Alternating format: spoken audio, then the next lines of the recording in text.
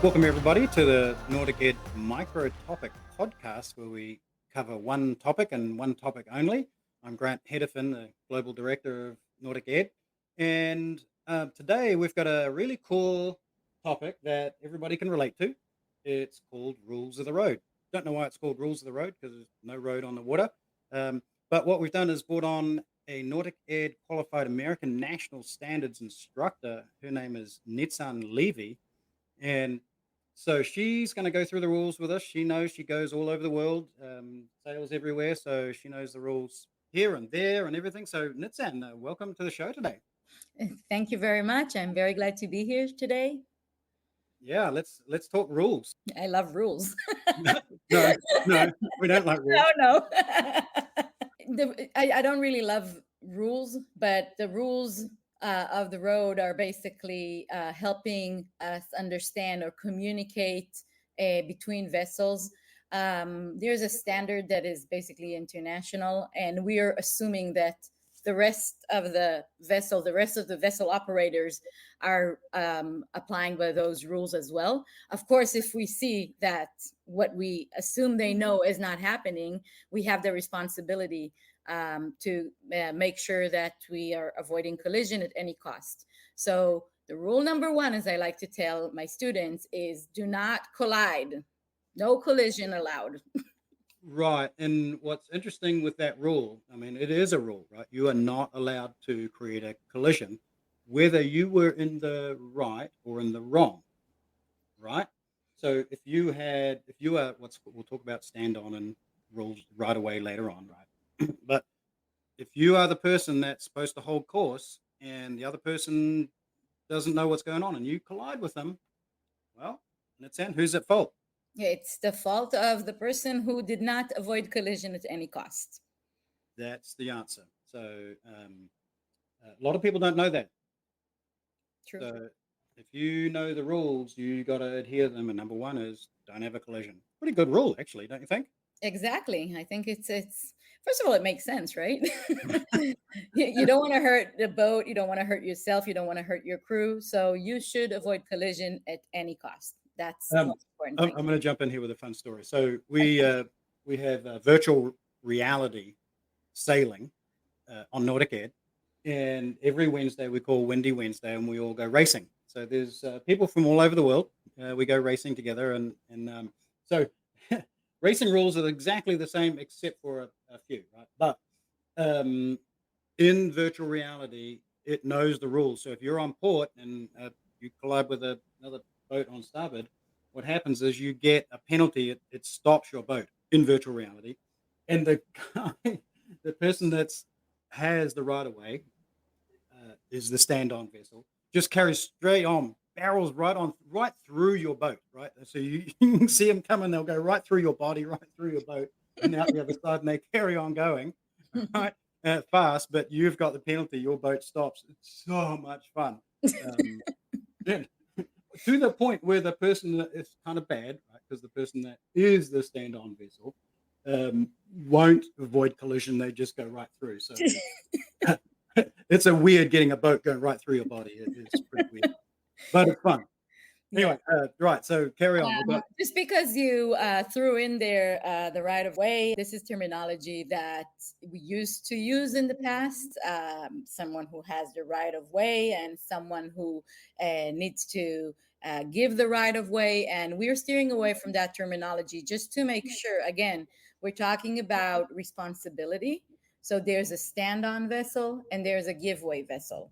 And it's very important that we use that terminology because as soon as someone is thinking as in a road, in a real road, in a when you're driving in traffic, that they have the right of the way, a lot of times that makes them feel entitled and they would not make any action in order to avoid the collision. So this is, again, we're talking about stand-on vessel and giveaway vessel, and the road is the right of the road is basically is a given thing. It's not something that you own or entitled to get.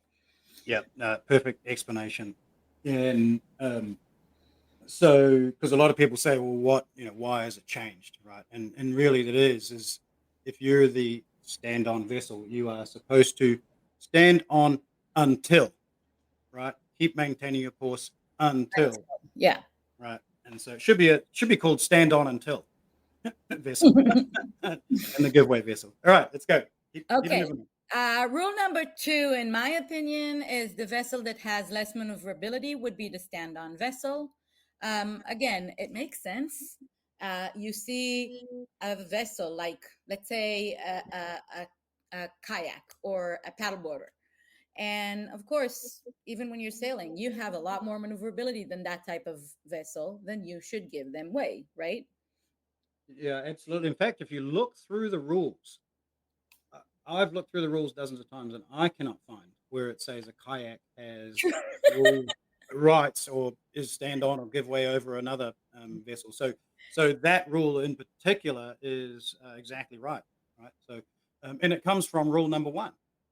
If you can't Avoid maneuver out of the collision when way, and the other guy can, well, the other guy should, right? So sailboats and paddle boards and kayaks are in that same class, even though they're not necessarily driven by sail. Right. Yeah. Another application of avoid collision should be given when we're in conditions that we're unsure about. So maybe it's foggy, maybe it's raining heavy, and we don't have good visibility. Maybe the sea state is too crazy.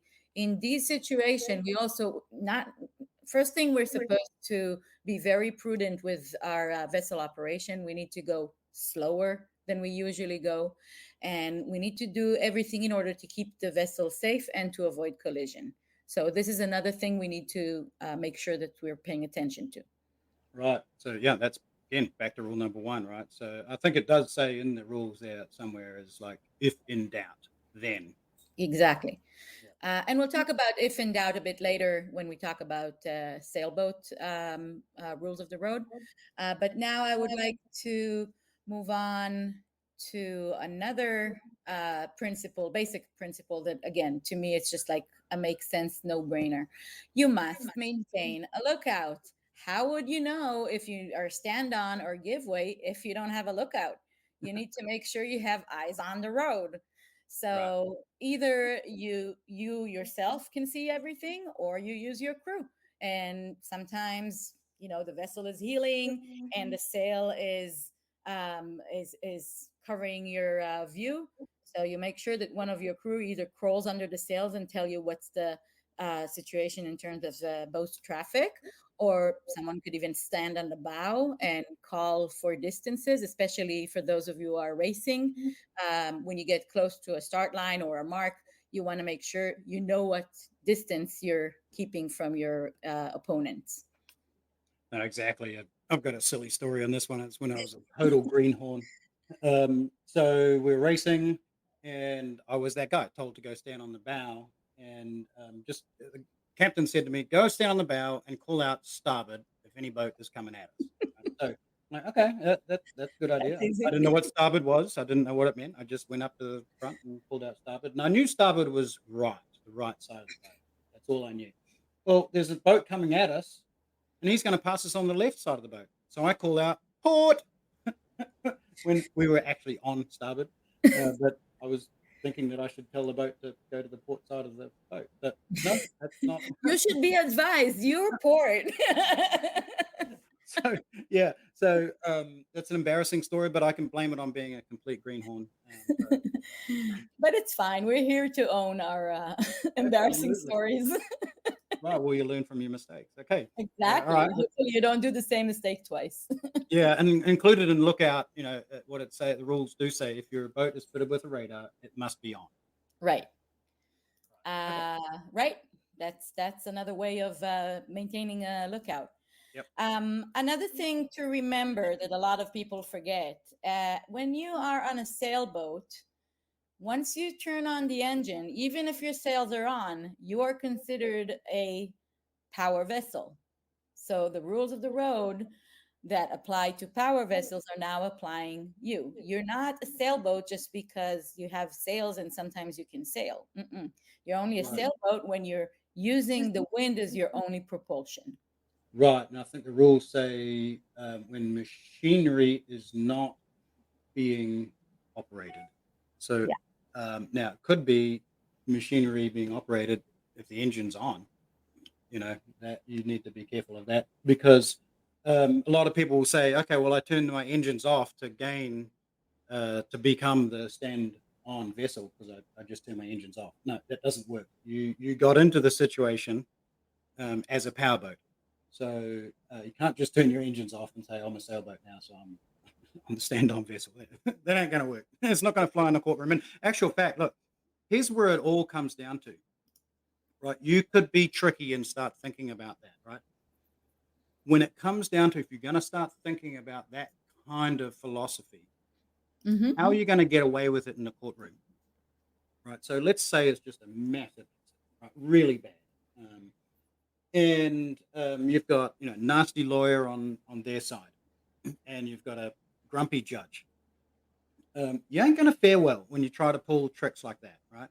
So you have got to operate strictly to the rules and do the best and have the lookout, and you can put your right hand up and say, "Yes, judge, I have my hand up. I was on lookout. Um, that boat was going to clear me, and they made a last-minute turn into me. There was nothing I could do." Right? And you have to be able to say that in a courtroom in order to get away with having rights with being stand on. Otherwise, you're going to lose. Right. And another thing I would like to touch that is relating to what you just said. Many sailors, especially when they only start sailing and they're using boats, maybe they're now starting to use a boat they never used before. A lot of times, because they're unfamiliar with their vessel speed and maneuverability, they would get scared of a ferry that is like a mile away from them. And I say maintain your speed and course. And even if you get close, make sure not to make those like wishy-washy maneuvers, because what happens is that you're miscommunicating to the other vessel what you're doing. You're confusing the other vessel. As I said at the beginning, there is a basic assumption that all people on the water know the rules of the road. Of course, we know that not everyone knows, but we're still allowed to assume that the other vessel, especially if we're talking about bigger vessels, that they know the rules of the road, and we're expected to act the same way that the other operator is expecting us to act. So if you are the stand-on vessel, stay stand on until you see that there's no, but it doesn't need to be a mile away. It needs to be when you're really in a close quarter situation and you see that you will not have time to make a maneuver a bit later. Yeah. So, Yeah. And, there's nothing wrong. Like a ferry's a mile away. You can, and if you're the stand on vessel, you can make a obvious turn right, to avoid that ferry, even though you are the stand on vessel, you have, quote, the right of way. But making a turn early and obvious, actually, that's in the rules as well. It says right, early and obvious. Right? So right. you're allowed to do that. Stand on doesn't mean continue to hold your course, if there's a vessel that's Right. 30 miles away. And I'll tell you, sometimes it becomes sticky. We're sailing in the New York Harbor. We're racing here, and we have a lot of big ferries. The Staten Island ferry, which is very one. I don't know how to say that word. Monstrosity. Monstrosity, yeah. So when she's coming a lot of times and she's cutting the fleet, she would go loud with the five horns. And this is something we really need to pay attention to, because some ferries, the smaller ferries, they can adjust their course easily. But bigger ferries, I mean, that the Staten Island ferry is basically the size of a container ship, a small container ship. Right. Those vessels are very unmaneuverable, and this is something also to remember. The fact that they're motorized doesn't make them maneuverable more than a sailboat. back to back to rule number one, right? But also Exactly. rule number zero is don't get killed and run over and squashed like a bug by a big. Uh, just Exactly.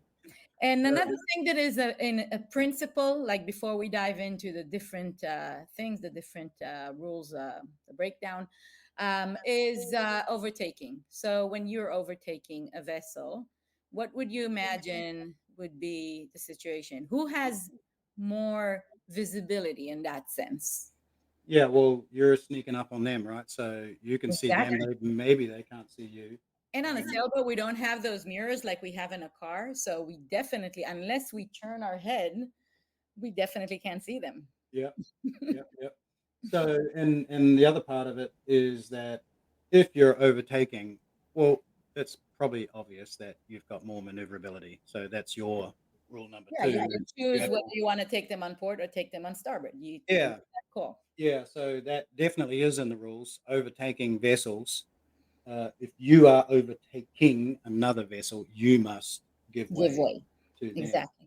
and that's clear in the rules. And that doesn't matter if you're a sailboat overtaking a powerboat, Powerboat, right? then you are still overtaking, and so you, the sailboat, must give way to the powerboat, which not a lot of people know that. Correct. All right. All right. So let's talk a little bit now that we went on the big principles. Let's talk a little bit about the sailing rules of the road. So rules of the road as pertaining for sailboats. So the first one would be opposite tacks. So we have a sailboat that is on starboard tack and a sailboat that is on port tack. And as Grant's previous captain told him to say starboard, Yeah. starboard Okay, forget that story. stand It on. never happened. It's somebody else. Starboard is the stand on vessel, port is the giveaway vessel. There is nothing to do about um, uh, maneuverability. It's not that the vessel on port side is more maneuverable. It's just they had to make a decision. It needed to be a binary decision. Actually, I did research the history on that one. Okay. Yeah. Because Um, the starboard had the starboard on the side, the steering board the was steering board.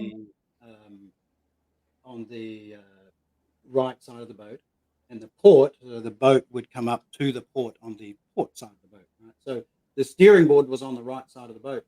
So if the boat was heeling over, that steering board was less in the water, and so it had less maneuverability when the wind was on the steerboard side of the boat. Now, this is way, way, way back.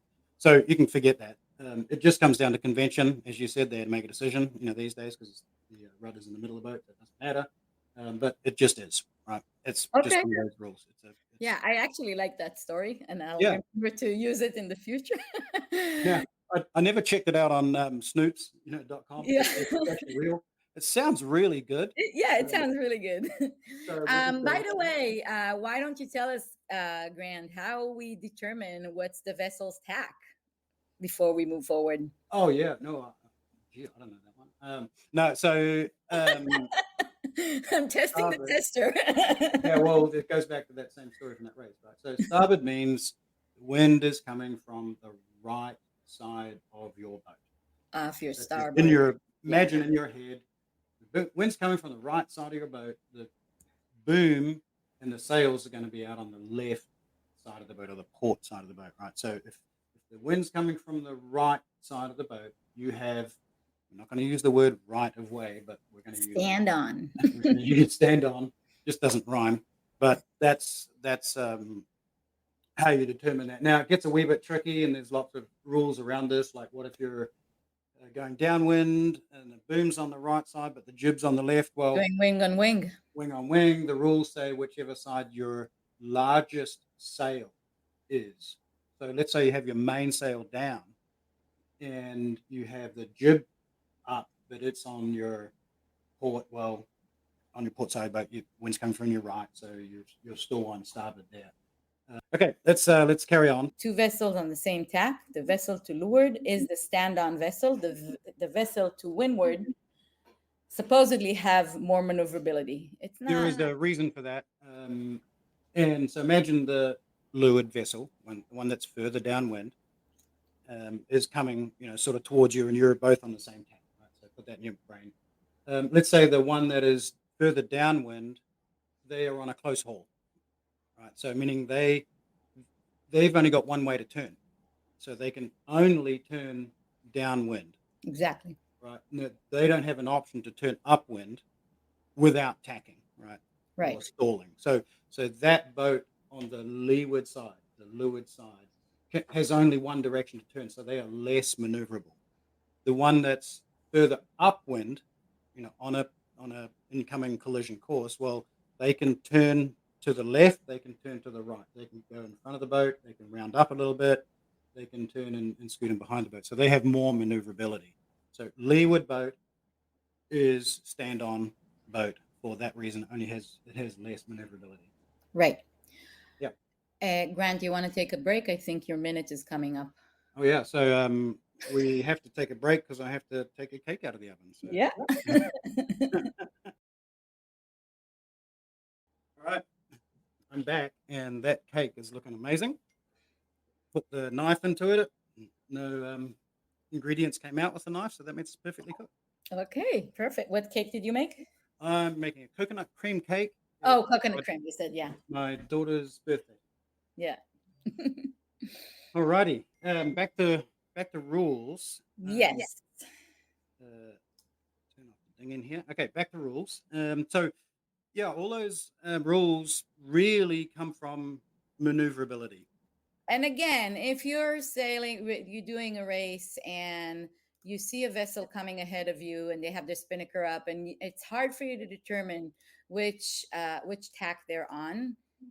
The rule is just to give way, because you're supposed to avoid collision at any cost, and you're supposed to give way in the case you think there might be collision. So if you're unsure, just change your course in order to avoid collision. Right. And I think And that's it for sailboats, right? Did I cover yeah, everything? it Did. pretty much. And that rule that you just talked about, that comes from the if in doubt rule, right? Right, if in doubt, Um, exactly. and look, here's where I learned the rules from a guy in Thailand, an instructor in Thailand. And we went out for a while and he was teaching a class and I was just sitting in on it. And he did an amazing job of teaching the philosophy, exactly kind of what I was alluding to throughout my talk here, is that the rules are designed around logic, but also they're designed really interesting around the responsibility of the captain. So imagine on the road, we don't have, it's not so much a responsibility stuff. You can't go as fast as you like, right? You can't um, do the things that you would kind of want to do as a teenager on the road. And so there are very specific rules on the road. You can't go any faster than this. You can't go any slower than this. Sometimes you must be in the right-hand lane. You must be in the left-hand lane. Those rules are designed, for everybody, and it takes away a lot of responsibility because the rules take over the responsibility. When you get on the ocean, what they've done is put the responsibility to the captain. But here's part of the responsibility is that you have to know the rules. And so if you don't know the rules, you should not be captain, right? And that was made very clear to me by Tim in Thailand. It was so cool that, okay, yeah, I've been given the responsibility. I'm not told how fast I can go. It just says go a safe speed, right? Make an early and obvious turn. Well, how far is early? Right? They don't define what early is. They don't And also define. make sure that you're noticeable, because I've seen a lot of jet skis going without lights at night, which Yeah. is very scary. Yep. No. So that's not responsible, right? That's a Exactly. irresponsible thing. Therefore, you shouldn't be doing that. An obvious turn. What was that? 20 degrees, 30 degrees? No, they don't say that in the rules. So here's the takeaway, right? You, as the captain of a sailboat, have been given the responsibility, and therefore you must take the responsibility by knowing the rules. Pretty Right. simple, right? And it's awesome. It's really cool. I love it. All right, Right. that was good enough for sailboats. Let's move on to power. How does a Okay. powerboat move anyway? I don't even know how they move through the water. What makes them move? Well, they have that wheel, and it goes like a car. And I so let's talk to the first situation where we're going head to head. Two power vessels going head to head. So the rule says, similar to what the rules on the real road say, is that each vessel steers to its starboard. So the vessels are passing on each other port to port. The left side of the boat to the other left side of the boat that is coming opposite direction. Yeah, wait a minute. I'm from New Zealand. to drive on the other side of the road. True. So that would be a disaster on a car. So it's not like the cars because we'll confuse all our international clients. So, Okay, so so remember port to port, yeah, Grant. turn to the right. Right. Turn right. Yeah, turn to Okay, right. turn Exactly. to right. Okay. The next rule would be a risk of collision when vessels are going either perpendicularly to each other, or you see that the angle is getting the angle is staying the same angle, but the distance is decreasing. In that event, the stand-on vessel is the vessel that you see on your starboard side, to your starboard. Yeah, and I've got a mnemonic, not a mnemonic, but a way to memorize that. So in a car, and this is international, red means stop and green means go, right? Right. So if you see another vessel You see their red side. and you see their red, first time you see their red light, which daytime you're not going to see the red light, but if it's at night, you see their red light, so that's stop, right? Stop means, you give way, you got to do that. Now in the daytime, you can't see a red light, but you still need to take the responsibility of knowing which side of the boat all over the world should have a red light on it, and it's on the port. And that's really easy to remember because I love drinking port wine Port from wine. Portugal. So, is there any red port left? Is my mnemonic that I always repeat to myself. I go, And then port and left have 4 letters, while yeah, starboard and right, who knows how many letters are yeah, there. yeah. No, I relate it to drinking booze, but only on shore. I'm only drinking. Only on shore. We don't drink aboard. So is there any red port left? So red is on the port side of the boat. It's the left side of the boat. So if I project myself onto the other boat for a second, I'm looking at a boat. I project myself onto them. They're going that way. And which side is the red light on? Okay, it's on that side. I'm seeing that side of the red light on their boat. Therefore, I must give way. Okay, let's carry on. So head to head, we've got stand-on vessel, power, red side of the boat. Right. And if you make that decision to give way, I mean, you know that you're supposed to make that decision, like we mentioned before, and I'll mention it again because I can't stress it enough. Make a distinct movement, something that would be recognizable from afar in darkness, that they will see that you're actually going in a direction that is not headed straight into their bow. Yeah, early and obvious, right? Now, it brings up a really good point. A really incredible tool that's available to everybody these days. It's really inexpensive. We just finished a podcast on it. It's AIS. Yeah, right. So that will tell you what the other vessel is doing, their heading, but also what it does is it gives you CPA, closest point of approach, meaning if the CPA is 0, that's really bad, right? That means you're Right, going to hit. If the CPA is a mile, that's cool. So it will tell you how far your boat will be away from that boat at its closest, the closest points of where your boats are going to get. That's such a cool device. And it even gives you also the TCPA, which is the time of closest point of approach. So it might say in 5 minutes, you're going to right. be. Based on your speed and the other vessel speed, Yeah. it knows to tell you that calculation. Yeah. Right, and it's real time. So Right. if you turn, those two numbers will change. So AIS, it's a fantastic technology. Everybody should have an AIS on your boat. You can see what's going on with other boats, as long as they And have an AIS on their boat. And if you don't have an AIS on your boat for whatever reason, although now it's becoming a requirement for long distance races more and more across the country, and definitely when you go internationally. But there's a cute app, it's called Marine Traffic. And through Marine Traffic, you can basically zoom into the area where you at, and it will show you all the vessels around you. And that, again, is a real time information that could help you make your decisions. Yeah, and but be aware if you don't have an AIS, the other guys can't necessarily see you. You, So exactly. you should have what's called a transponding and receiving AIS.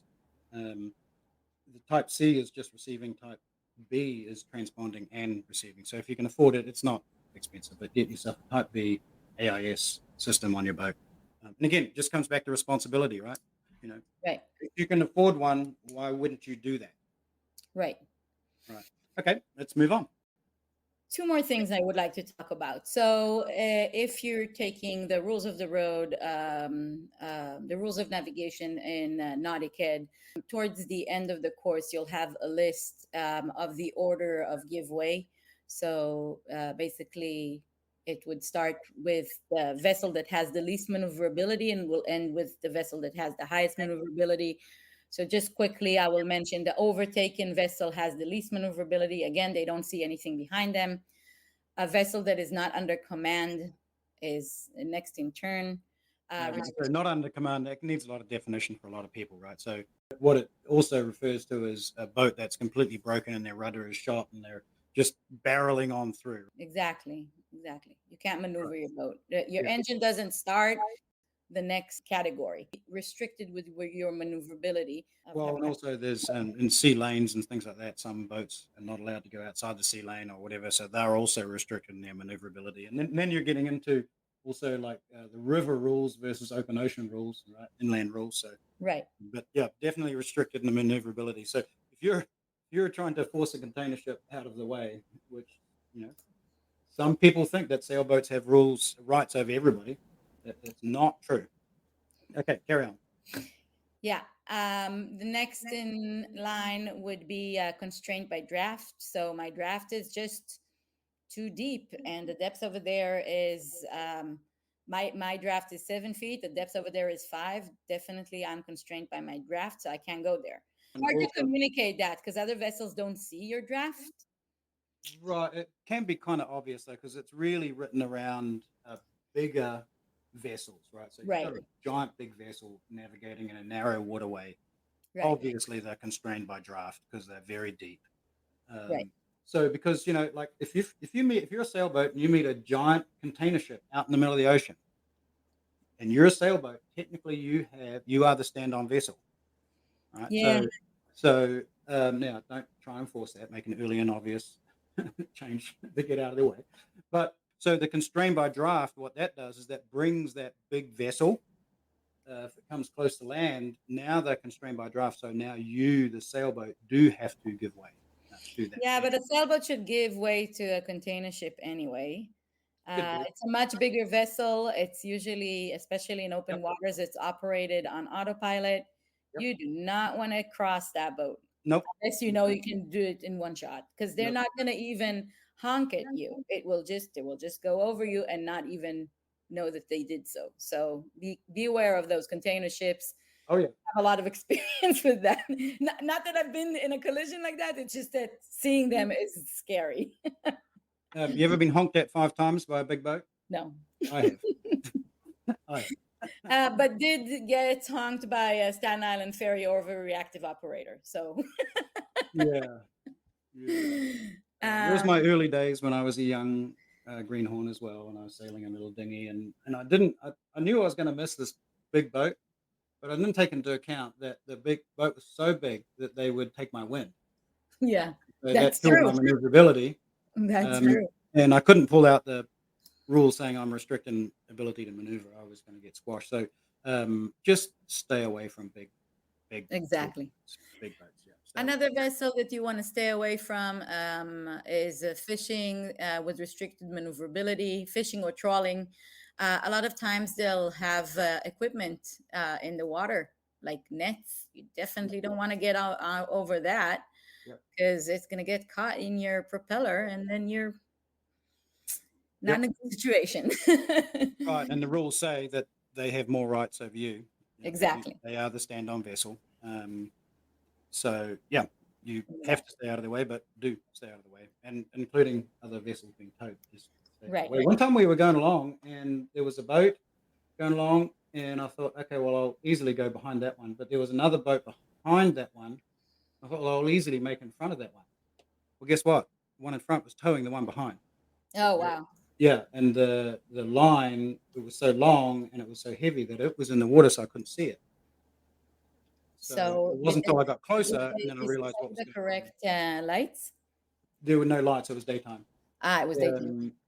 And so I got closer and was able to tack away. But hey, what if I wasn't paying attention? What if I wasn't making a good lookout? So The next on next our list, would be sailboats, right? which we discussed already in depth. After that would be any power vessel not too big that could easily get maneuvered. We're talking about the rules, right? They would have to give way to you, Right. but you should not expect them to do that. Just be. Exactly. My favorite word in sailing is prudence, right? It's just prudent. Prudent. Yeah. And the last but not least, the vessel that needs to give way to all other vessels that we mentioned is Seaplane. seaplane. Yeah, we don't see a lot of them. Actually, here in New York, we see them quite often on the East River. Maybe in other parts of the world or the country that you're sailing, you haven't seen them, but they are highly maneuverable because guess what? When they can't maneuver at sea, what do? They just ascend. So Yeah, and then of course everybody asks, well, what if it's a plane that's coming in, for an emergency landing? Okay, well then that goes to N, not a command. The captain doesn't have the ability to command the vessel to do what it needs to do. right. So anyway, seaplanes are at the last of the list. So what's really interesting is sailboats are way down the list. Sailboats have to give way to a lot of boats. So again, Correct. know the rules. Right? And a lot of times I have first timers, sailors who come on the boat, and I start talking about rules of the road. They say, "Oh, aren't we the stand-on vessel and everybody else?" And I said, "No, not at all." Yeah, no. Yeah, exactly. Right. So that's it for today. Nitzan, thanks so much. So Nitzan is an instructor. She's out of New York. So if you want to learn to sail, if you just want to do your assessment for your international sailing license, Nitzan has, I mean, how many, you got 5-star reviews on your site. It's unbelievable. If you look at Nordic Ed and then look at Find Nitzan, just look at the reviews.